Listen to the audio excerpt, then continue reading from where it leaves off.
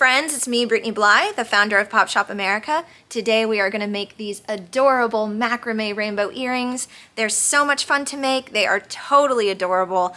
They're a little bit challenging, so make sure you follow along with me and we'll get to it.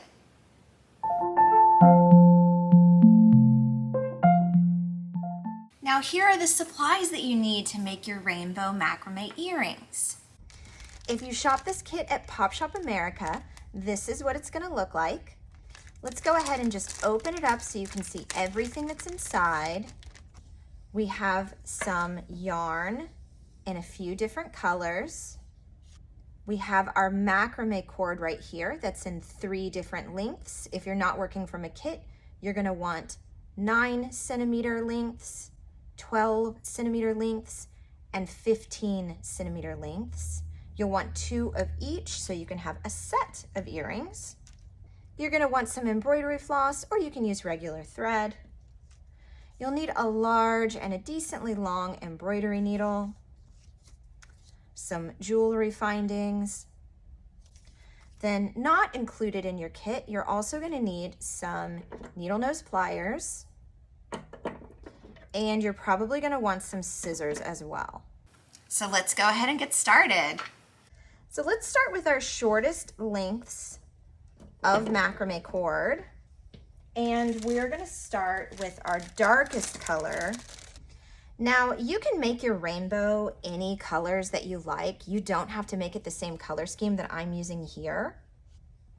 Take this length, make a loop that's about the same length as that short cord. Now loop it back. And now start winding your cord. We need this loop right here at the other end. You'll see how I'll use that once we finish winding all of this cord around. Now, as you're winding this cord, make sure all of your loops are perfectly even.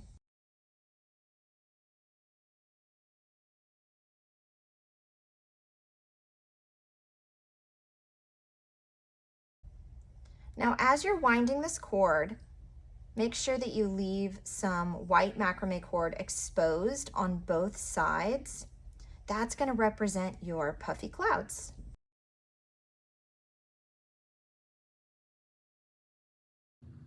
Now, once you get here and you just have a little bit of that yarn left, let's go ahead and cut the yarn, loop it through that yarn loop. Pull it tight. Now take your other end and pull that, and that's going to pull that loop in place.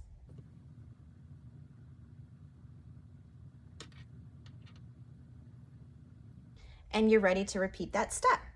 So let's do that again. Make that loop.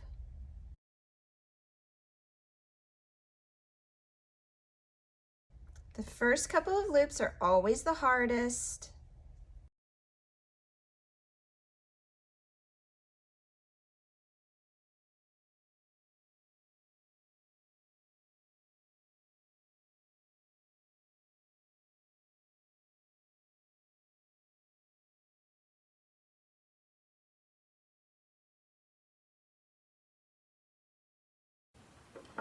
Now we'll repeat that same process.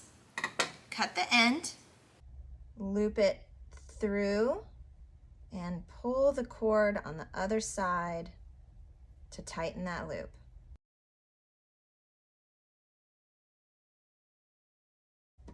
Now we have our bottom section done. We always want these to be pretty even, but they don't have to be perfect. Because you're going to wear them on separate ears, no one is going to notice if they're slightly different.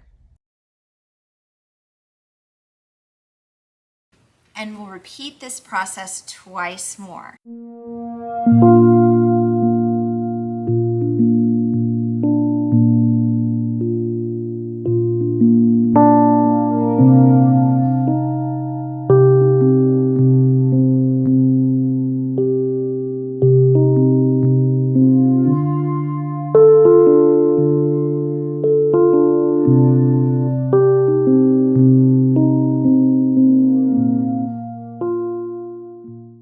Now our longest lengths are going to be the top of our earring. So for that, I'm going to use pink. You could use red, you could use orange, whatever you like. Honestly, your rainbow can be all kinds of fun colors that aren't even necessarily thought of as rainbow colors. It's still going to look like a rainbow because of the shape.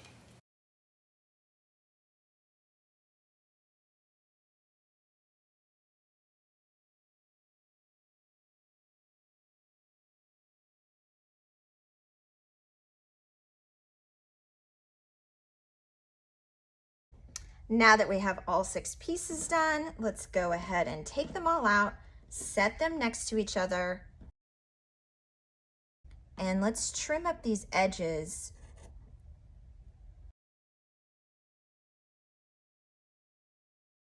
Now what we want to do is fold them into the shape that we're going to want them and start to line up these edges. Now notice how this one is a little bit longer, so I might want to try to smush all this yarn upwards just to even that out a little bit. Now there's 2 things that we can do next.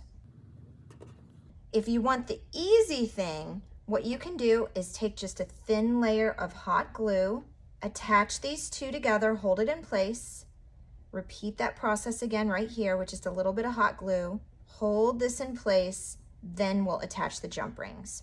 If you want something that's a little bit more professional, then you're going to want to use an embroidery needle and some embroidery floss like me. Now as you press this into a rainbow shape, just make sure you line up all of the colored sections as best as possible. See, it doesn't have to be perfect, but you just want them to be close.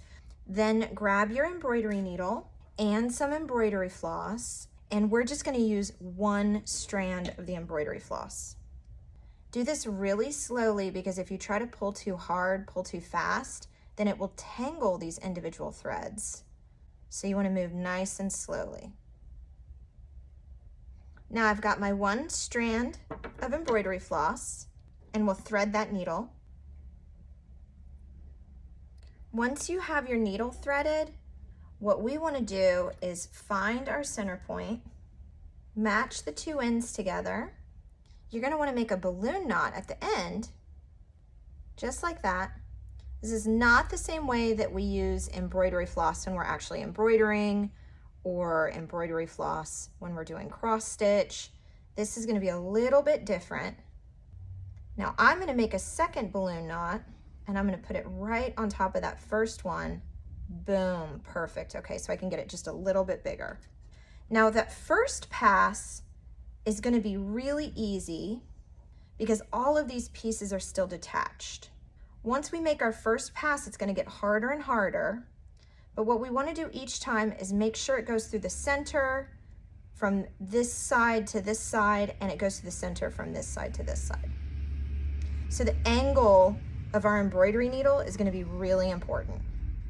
As you work, just keep bending your macrame cords into that rainbow shape.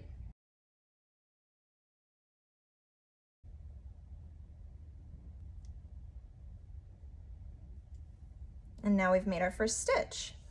Now, as we make our second stitch, we want this stitch to be really, really tiny so that we don't see it at all up here. But what we want to do is just make a couple of stitches right here. Then we can make a couple of stitches on each end. Notice how hard, see how hard I'm pulling to get this through?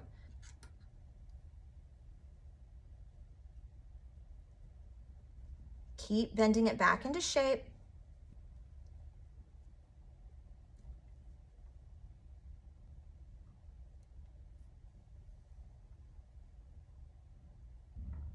Now, once you feel good about that stitch section, you can cut these threads, tie these 2 pieces together into a square knot, and just make sure you fill in the middle section on both sides. You're going to work inward and then outward, back from the center and then outward in the other direction. And then you want to attach these sides down here, but you don't have to fill it in all the way.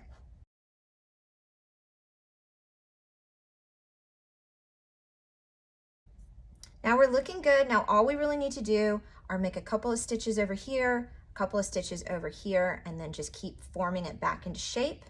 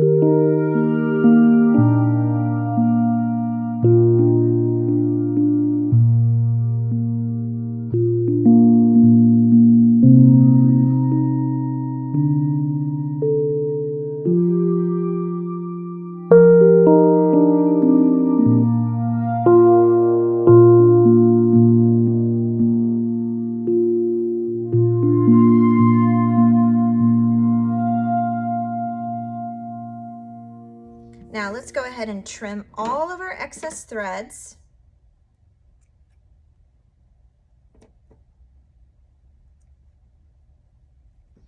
Now that you have all of your pieces attached, you have that shape that you're looking for. Now what you can do is trim these to make sure they're nice and even.